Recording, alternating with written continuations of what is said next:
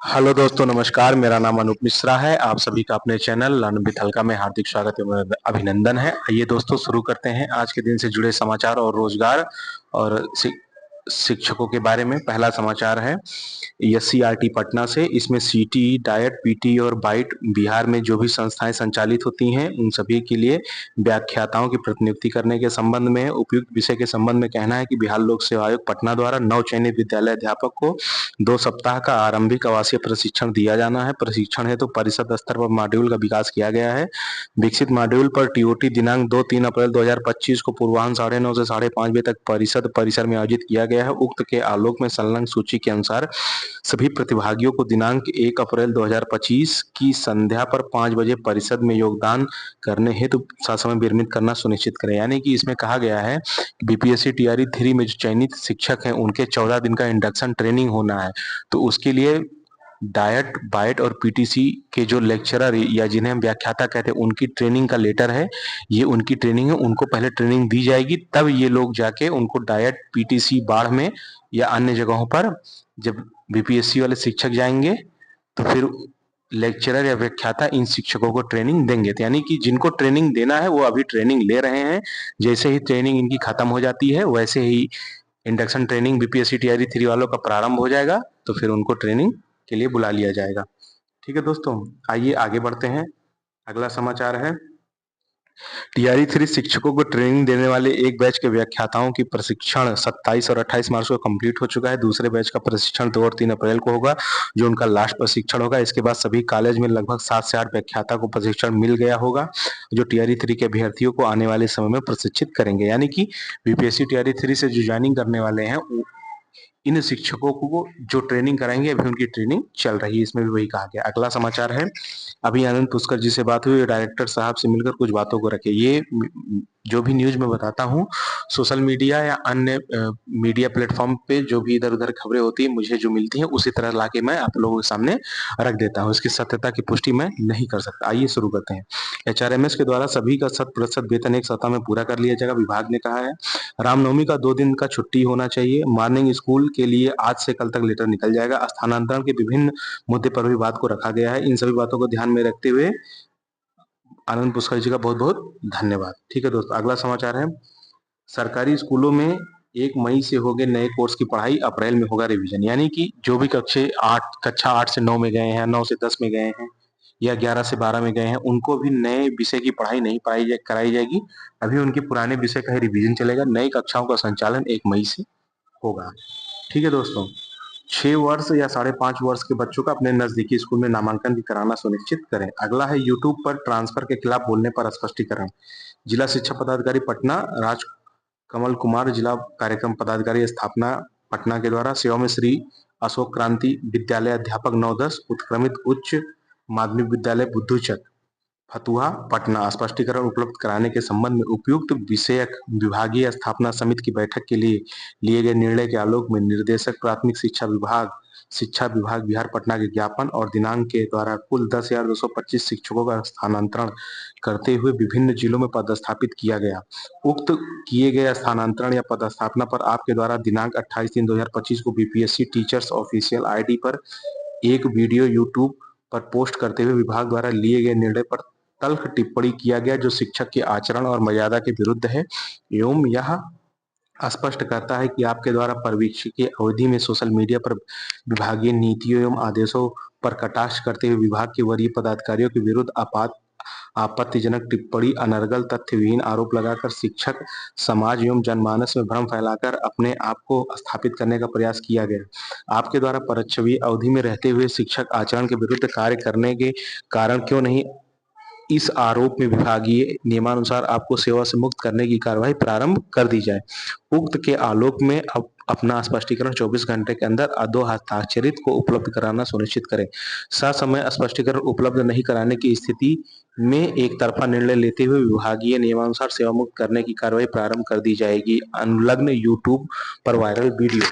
तो इसमें दोस्तों एक शिक्षक थे, उन्होंने जो भी बातें थी उन्होंने सोशल मीडिया पर आकर कहीं, अब सही क्या गलत कहा क्या कहा वो मैं नहीं जानता क्योंकि मैंने वीडियो नहीं देखा और इस पर विभाग की कार्रवाई होगी। वैसे भी जहां तक मैं जानता हूं कि एक मोरल कंडक्ट होता है कि जिस भी विभाग में आप काम करते हैं उस विभाग के बारे में या किसी भी पदाधिकारी के बारे में आके आप तथ्यहीन बातों के आधार पर डायरेक्ट आप कुछ भी नहीं कह सकते हैं। तो इसलिए इन सभी चीजों से, अनर्गल टिप्पणी करने से या कमेंट करने से, इन सब चीजों से आप बचें। जो भी चीज होगा, विभाग आपको समस्या है तो विभाग के सामने रखिए, विभाग आपकी समस्या को समाधान करने का कोशिश करेगा।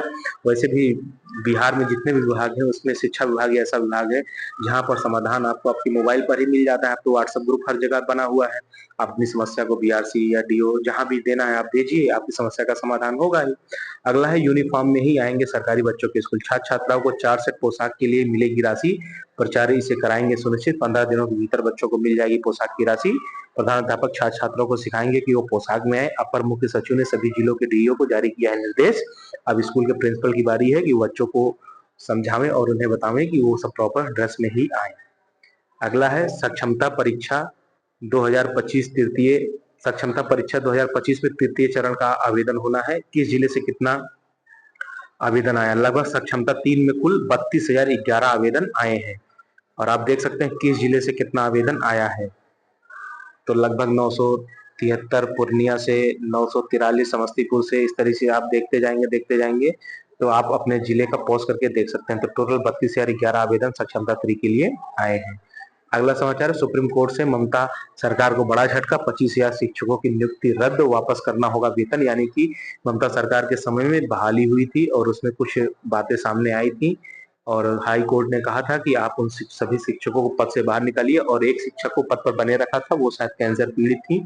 और उसके बाद ममता सरकार ने शिक्षकों के समर्थन में फैसले को सुप्रीम कोर्ट लेकर गई। सुप्रीम कोर्ट ने भी उनके मामले को और नियुक्ति प्रक्रिया को रद्द कर दिया और बोला कि वेतन भी वापस करना होगा।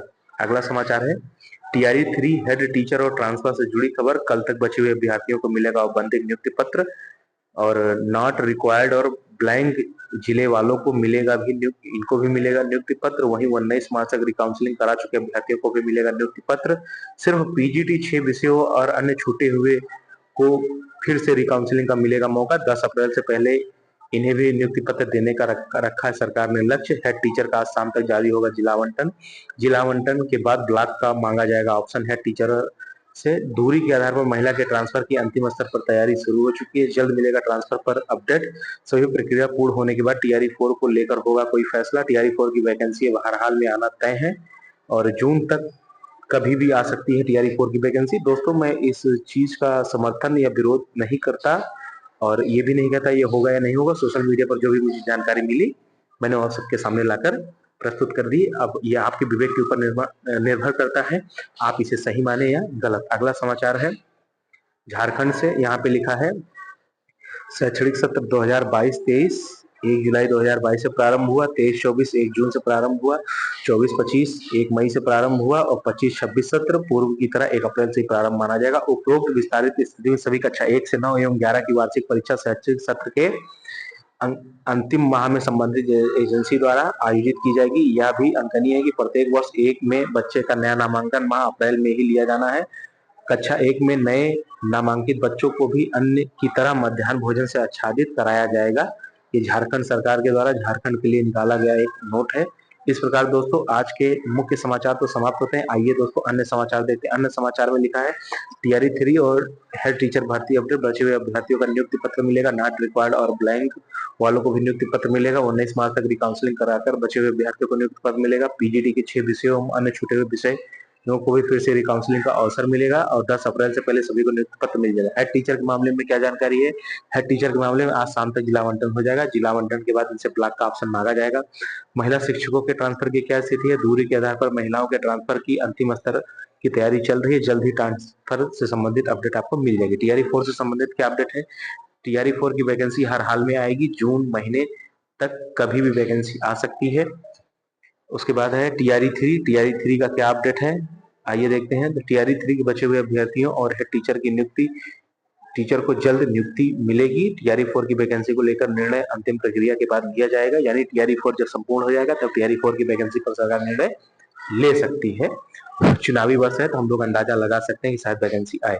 महिलाओं के ट्रांसफर की प्रक्रिया अंतिम चरण में है। ठीक है दोस्तों, आज के अन्य समाचार और मुख्य समाचार हो। अगला है सचिवालय सूत्र यूट्यूबर पर देने वाले नेताजी का बर्खास्तगी की लटकी तलवार, ट्रांसफर पर भ्रामक न्यूज देने के लिए निकला स्पष्टीकरण।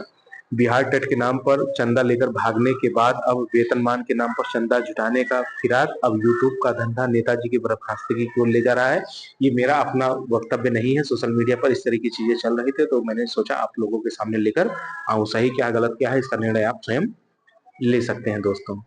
ठीक है, इस प्रकार के आज के अन्य समाचार और मुख्य समाचार समाप्त होते हैं। मेरे द्वारा दी गई सही और ऑथेंटिक जानकारी से अगर आपको थोड़ा सा भी लाभ हुआ हो तो कृपया आप लोग मेरी मेहनत को सराहने के लिए, मुझे मोटिवेशन देने के लिए चैनल को ज्यादा से ज्यादा लोग सब्सक्राइब करिए और अन्य शिक्षक साथियों से भी कहिए कि चैनल को सब्सक्राइब करें। ठीक है दोस्तों, मेरी आपसे यही विनती है कि कृपया चैनल को सब्सक्राइब कर लीजिए। अपने से छोटों को प्यार करें, बड़ों का सम्मान करें, अपना व्यक्तित्व इस प्रकार विकसित करें कि महिलाएं समाज में सुरक्षित, सम्मानित और सहज महसूस करें। जय हिंद, जय भारत, जय बिहार, जय श्री राम।